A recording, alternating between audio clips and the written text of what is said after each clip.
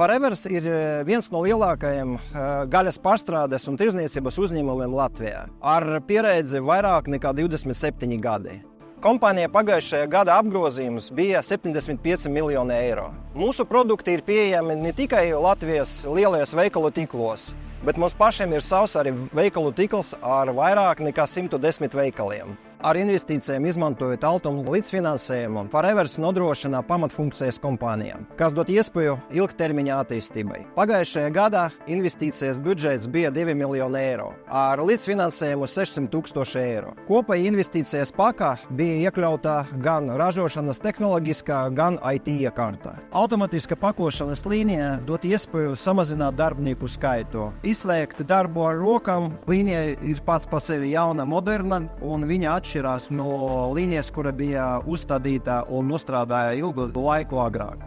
Agrāk bija parasta darbinieku kontrole pie ieejas uzņēmuma teritorijā. Tagad automatizēta kontrole pie ieejas un izejas no uzņēmuma. Notiek biometriskā pārbaude un pārbaude uz alkoholu visiem ienākošiem strādniekiem. Līdz ar to samazinājas kompānijas izmaksas, izslēgts papīra darbs pie caurlaides noformēšanas, un daļēji mēs samazinājām arī apsardzes darbinieka piesaistīšanu.